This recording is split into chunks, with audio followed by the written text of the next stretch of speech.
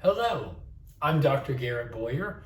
Welcome to Gospel Minded, where we spend a few minutes each week talking about our psychology, behavioral health, things related to the mind, and we reflect on how these important topics are related to the Sunday Gospel reading each week. Now, like always, this isn't intended to be a substitute for actually going to church or spiritual direction, counseling, therapy, if you're involved in these sort of practices. But like we know so well, the things of our mind, our psychology, and our spirituality so often go together, hand in hand. And so here we are now, continuing along our journey in ordinary time, and we're still comfortably going through this Gospel of St. Mark. And today's Gospel comes from chapter 5, beginning with verse 21. And the theme for the Gospel reading today, and it ties in with the first reading and the second reading as well, is this idea of health and healing and reaching out to the Lord when it comes time to try and be healed of our ailments. Let me just read a few lines from the Gospel today, because I think it'll make a great segue into how our ideas of health and sickness, wellness and ailment go into our mind. So starting at verse 21 in chapter 5 of Mark's Gospel, it goes like this. And when Jesus had crossed again in the boat to the other side, a great crowd gathered about him, and he was beside the sea. Then there came one of the rulers of the synagogue, Jairus by name, and seeing him, he fell at his feet and begged him, saying, My little daughter is at the point of death. Come and lay your hands on her, so that she may be made well and live. And he went with him. And a great crowd followed him and went about him. And there was a woman who had a flow of blood for 12 years, and who had suffered much under many physicians, and had spent all she had, and was no better, but rather grew worse. She had heard reports about Jesus, and came up behind him in the crowd, and touched his garment. For she said, If I touch even his garment, I shall be made well. And immediately the hemorrhage ceased, and she felt in her body that she was healed of her disease. And Jesus, perceiving in himself that power had gone forth from him, immediately turned about the crowd and said, Who touched my garments? And the disciples said to him, You see the crowd pressing upon you, and yet you say, Who touched me? And he looked around to see who had done it. But the woman, knowing what had been done to her, came in fear and trembling, and fell down before him, and told him the whole truth.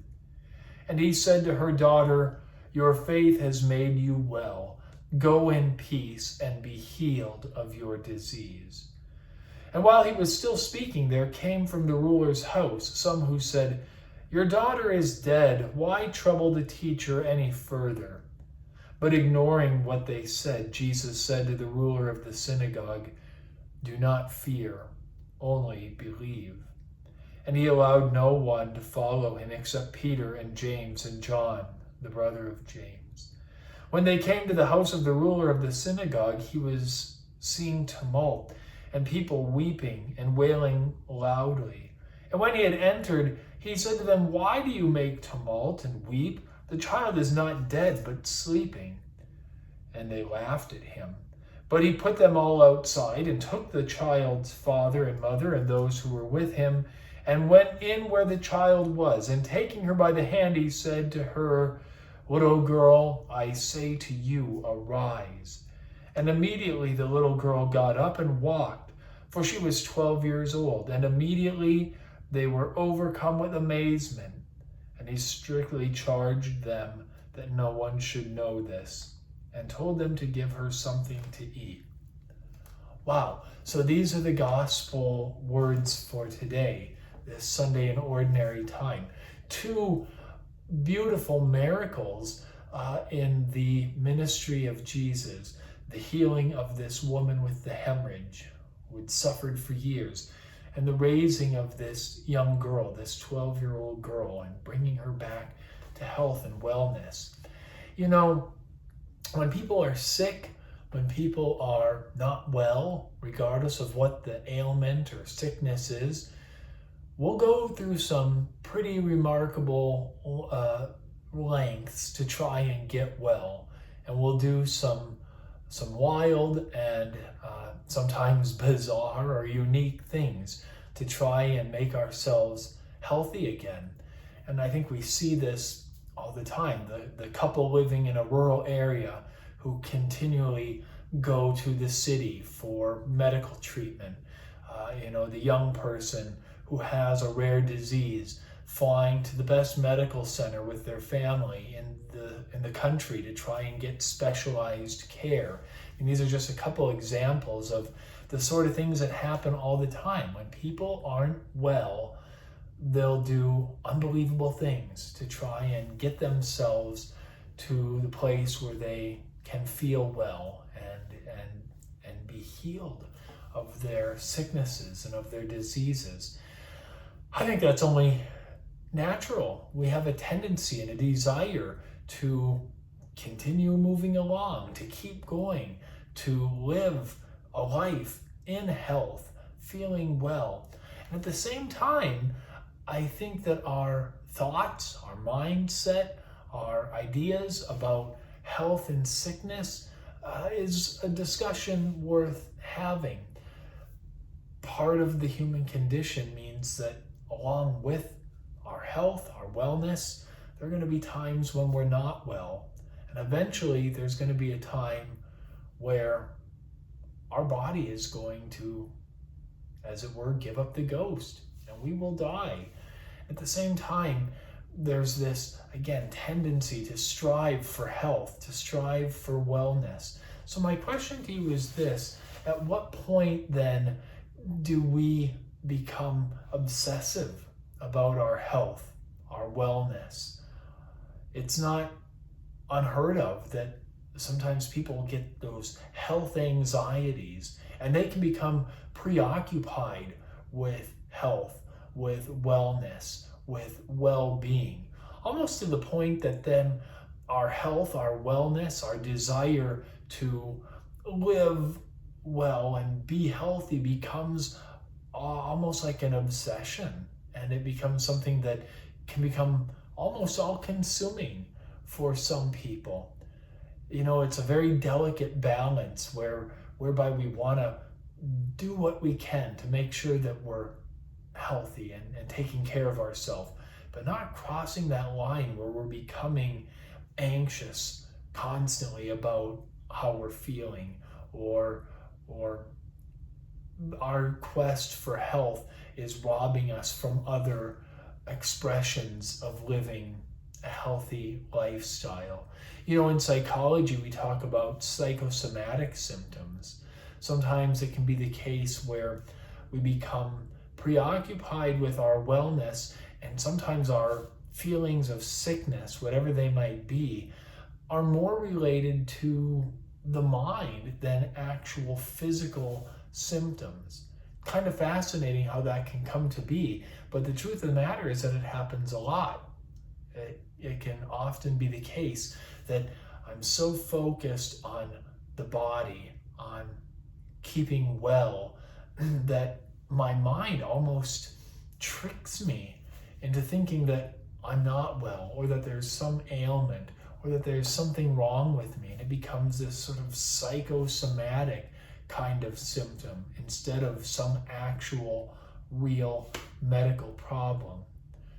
It can look a lot of different ways, and it has real psychological implications. For example, whether we are actually sick or believe that we are sick, some symptoms can accompany that, including things related to depressed mood, perhaps lethargy or lack of motivation and energy, increase in anxiety, feeling stressed out or kind of keyed up about these sort of things. Perhaps sleep issues can result as this unfolds and happens in people's lives. So it can bring forth a lot of havoc and create a lot of problems for folks.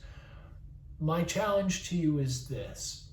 Think about how you conceptualize your idea of being healthy and what you do to stay healthy. And then think about how does this quest for health and wellness and feeling great, how do I live that out without letting it overtake me, without becoming so preoccupied with it, again, that it would distract me from other important areas of flourishing in life, because we don't want to get to that point.